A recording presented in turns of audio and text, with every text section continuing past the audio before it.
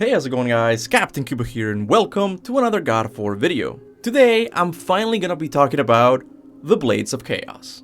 And don't worry, I'm not gonna be talking about the mystery of the Blades of Chaos being in God of War 2018 when it should have been the Blades of Exile.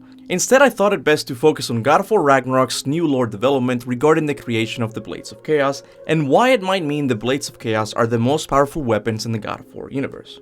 Now, I know what you're thinking. How can the Blades of Chaos be more powerful than a hammer that can make other beings time travel? Or the Blade of Olympus, which with a single attack was able to eliminate the entire Titan army?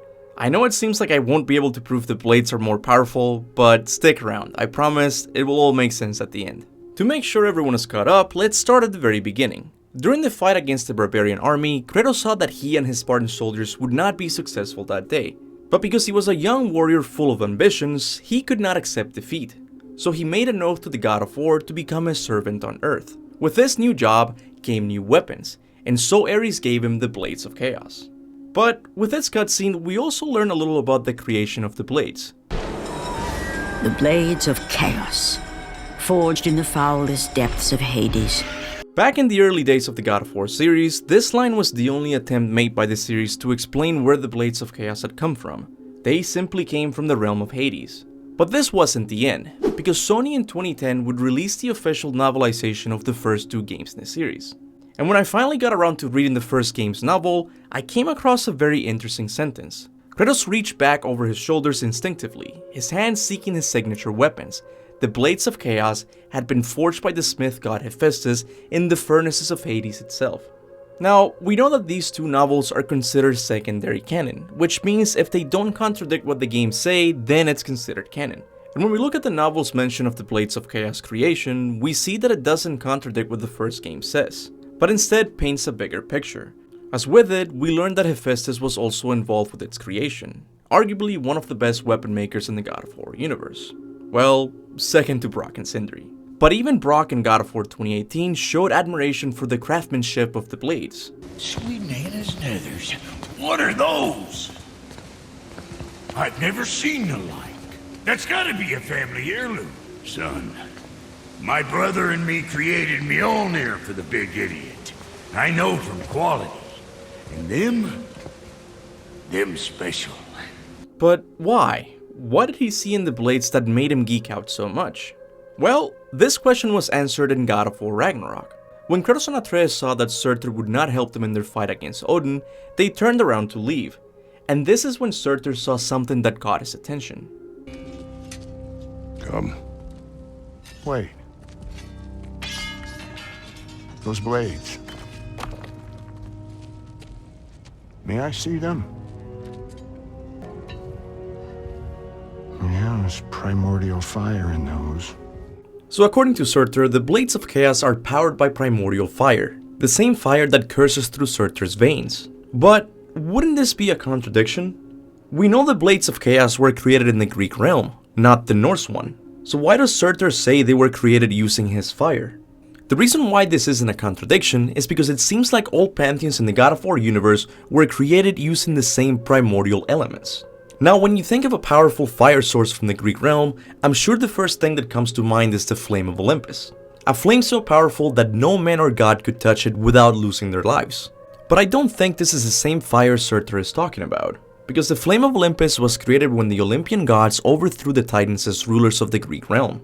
The flame Surtur is talking about is much older than the Flame of Olympus.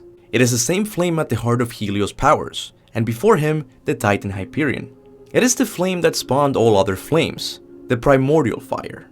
Now, here I want to stop and talk about how cool it is that we're also beginning to see a better picture of what the creation of the God of War universe looked like. Because to me, what Surtur is saying here is that both the Greek and Norse realms share a fiery substance that brought them into existence. This means that the Blades of Chaos are powered by one of the oldest and most powerful forces in the entire God of War universe. This would explain why Kratos was able to use them to withstand the power of Helheim's freezing temperature, or why Kratos used them to kill another primordial being.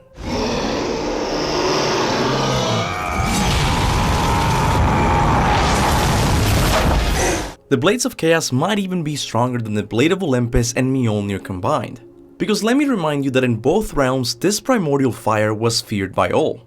In the Greek realm, we learned that Atlas stole Helios from the sky because Persephone wanted to use his primordial fire to destroy the Pillar of the World, meaning that the strongest of all titans couldn't destroy the Pillar of the World by himself. He needed the primordial flame to give him an edge. And the same applies to the Norse realm, as the only thing capable of destroying Asgard is Surtur's fire sword, which I'm sure is also imbued with primordial fire. So now you understand why, as an old God of War fan, I got excited when Surtur imbued the Blades of Chaos with even more power.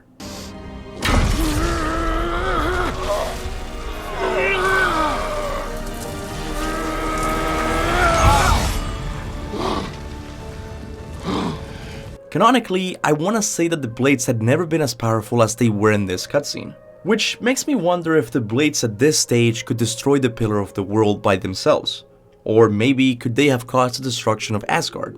Look, I can't give you definitive answers to these questions, because moments after imbuing the blades with more primordial fire, Kratos used this very same power to essentially turn off Simara's heart. And after this process was complete, the blades were no longer glowing at the same intensity. A clear indication that the blade's powers had returned to its normal levels. But guys, this doesn't matter, because the Blades of Chaos have something that neither the Blade of Olympus nor Mjolnir have. The Blades of Chaos are not tied to any realm. While talking to Kratos and Mimir about Kratos' old powers, Freya said this. Magic is bound to the earth. When your homeland died, your powers probably went with it. This explains why Kratos' old weapons can never be brought back. The moment the Greek realm was destroyed, all of these weapons lost their power, even the Blade of Olympus. Meanwhile, the Blades of Chaos are still as powerful as the day they were created. This is because the blades were created with one of the most important powers used to create all the realms. Meaning that if for some reason all the pantheons are destroyed, the blades would still be as powerful as they are today. This power in and of itself gives the blades an edge no other weapon in the God of War universe has. I think I could stop the video here, and it would be a pretty strong case for why the blades are the most powerful weapons in the God of War universe. But I want to leave you with one more thing. What if I tell you that there's a small possibility that the blades were created not just with the primordial fire, but also with primordial chaos? Within the first God of War novel, Athena says something very interesting. Why give this mortal subject near Olympian strength and toughness? Why would he affix the Blades of Chaos to Kratos' wrist? Chaos, the primordial realm, conquered and brought to order by your grandfather Uranus. If we take this mention of the blades seriously, it means that the name Blades of Chaos isn't just there because it's cool. It's there because the blades were created using the primordial chaos essence, meaning that the Blades of Chaos were created using primordial fire as well as primordial chaos.